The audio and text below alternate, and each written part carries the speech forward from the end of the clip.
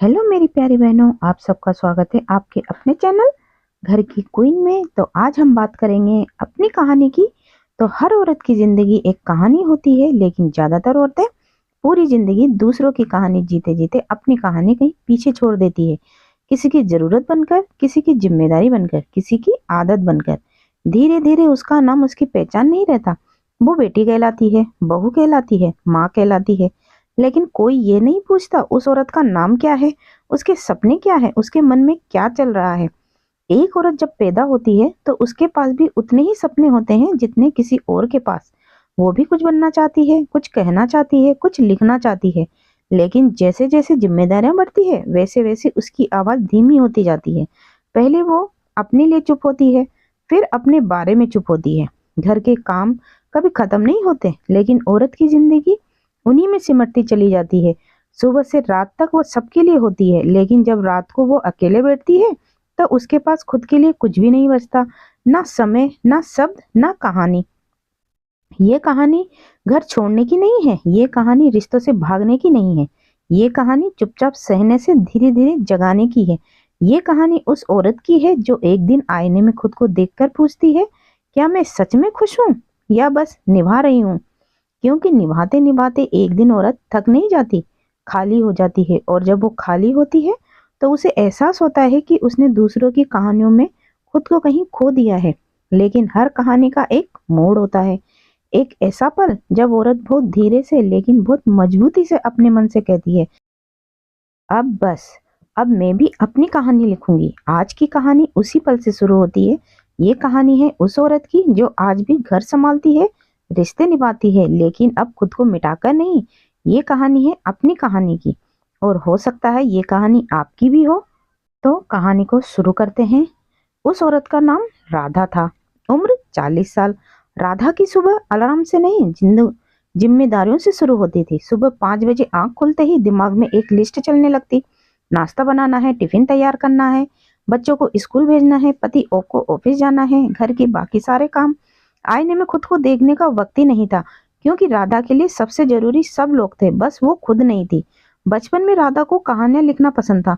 वो अक्सर कॉपी के आखिरी पन्ने पर छुप छुप कर लिखती, एक दिन मैं अपनी कहानी लिखूंगी। लेकिन धीरे धीरे जिंदगी ने उसके हाथ में कलम की जगह जिम्मेदारियां पकड़ा दी, और राधा ने अपने सपनों को फिर कभी कहकर किसी डिब्बे में बंद कर दिया। शादी के बाद राधा की कहानी और भी बदल गई। अब वो किसी की बहू थी, किसी की पत्नी थी। उसकी अच्छाई उसके काम से तोली जाने लगी। अच्छी बहू है, घर अच्छे से संभालती है, लेकिन कोई नहीं बोला राधा खुश है कि नहीं। राधा थकी हुई नहीं दिखती थी, लेकिन अंदर से बहुत थक चुकी थी। कभी कभी बर्तन धोते धोते उसकी आंख भर आती। क्यों रो रही है, ये सवाल उसे खुद भी समझ नहीं आता था। शायद इसलिए क्योंकि वो सबके लिए जी रही थी और खुद के लिए कुछ भी नहीं। एक दिन बच्चे की कॉपी में उसने एक लाइन पढ़ी, अपनी कहानी खुद लिखो। राधा देर तक उसी लाइन को देखती रही, और पहली बार उसने खुद से पूछा, क्या मेरी कोई कहानी है या मैं सिर्फ दूसरों की कहानी का हिस्सा हूँ। उस रात राधा ने घर छोड़ने का नहीं, खुद को ढूंढने का फैसला किया। उसने तय किया, हर दिन 15 मिनट सिर्फ अपने लिए। कभी वो लिखती, कभी सोचती, कभी बस यूं ही चुपचाप अकेले बैठ जाती।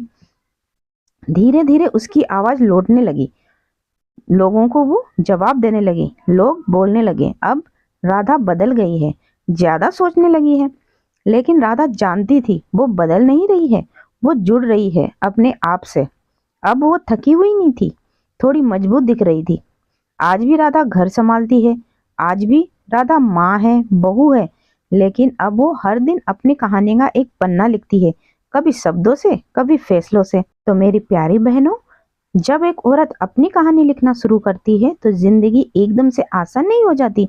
जिम्मेदारियां खत्म नहीं होती, लोगों की बातें रुक नहीं जाती, लेकिन एक चीज जरूर बदल जाती है, औरत खुद को खोना बंद कर देती है। आज भी वो सुबह उठती है, घर संभालती है, सबके लिए चाय बनाती है। आज भी वो माँ है, बहू है, पत्नी है, लेकिन अब इन रिश्तों के बीच वो खुद को पूरी तरह मिटने नहीं देती है।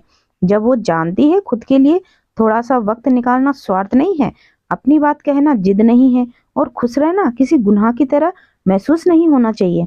जब वो आईने में देखती है तो अब सिर्फ थकान नहीं दिखती, उसे एक औरत दिखती है जो अब भी डरती है लेकिन रुकती नहीं है, और अब भी थकती है लेकिन टूटती नहीं है।